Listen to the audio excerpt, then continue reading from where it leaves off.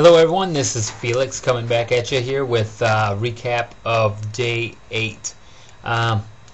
Interesting day. My wife had this great idea of buying a pet for the kids. The pet is a goat.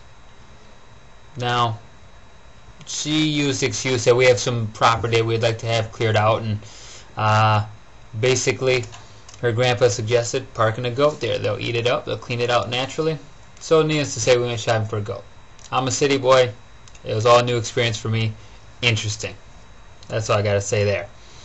But in my last video, I was talking about a referral that I had received and about it being effortless attraction.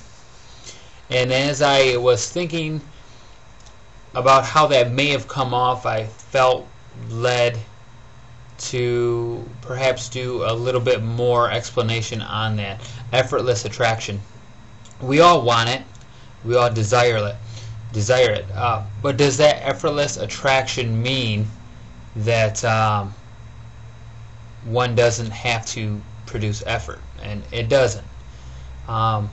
We all have come across someone at one point or another who thinks that they can just sit and meditate and everything will just fall in their lap. And I used to think that's what the law of attraction was at first, just for a brief second. But I know shortly after that that is not the case. And there are people out there who think that that's all they have to do. But the attraction part is the effortless part. The effort comes in when you start to take possession of it, when you go after it. And by that I mean that which you seek is seeking you also. And because of that connection, when you think of a goal or dream, the fact that it even came to the forefront of your mind means that somehow you're connected to it. I firmly believe that. Even if your connection is as thin as a spider web line. But with each step that you take towards that goal or dream, it takes a step towards you. And that line begins to thicken. And it goes from as thin as a spider web's line to as thin as a small fishing line. And everyone knows when you're fishing, you know, you might have a fish on the line, but you don't just sit there holding a pole. Your effort begins. You have to start to reel that in. And you have to start to pull on that pole to make sure that the line stays tight and that the hook stays on the fish. And you're reeling and you're muscling and you're tussling. That's the effort. You're already connected, but you got to bring it in. Likewise with your goals and dreams. You got to step towards it. You got to move towards it. With each new step, the line thickens, and it goes from a fishing line perhaps to a cable line or a rope. And now it's more solid. Now the vision and the dream, the goal isn't as weak.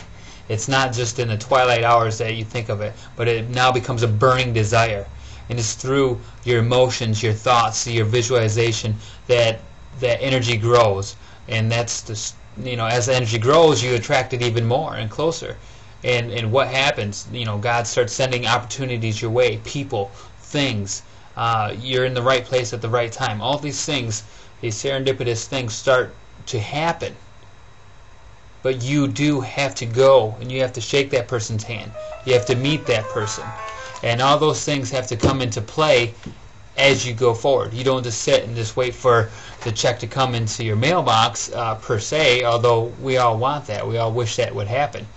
But the fact of the matter remains that we have to move towards our dream. And I heard it once said that one must only step in the direction of his goal and dreams, and he'll meet it with uncommon hours. And that's what I'm hoping to accomplish with this 100-day challenge. Put to practice the things I've read, heard, been to seminars, and heard other people have great accomplishments with. Now I want that. It's my turn. It's your turn. It's time for us to be able to attract those things in our life. Be in the right place at the right time.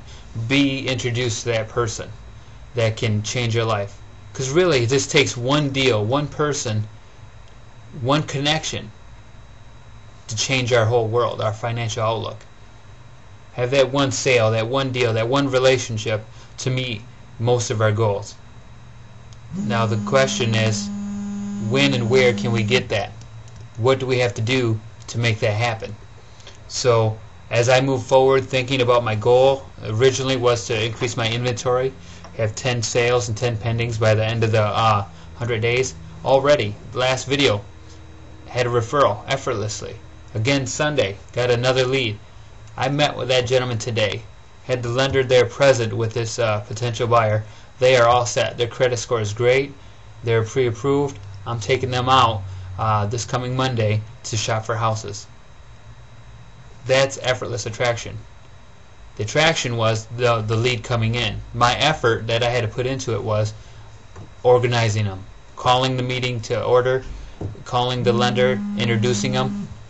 That's what I had to do. That's my part.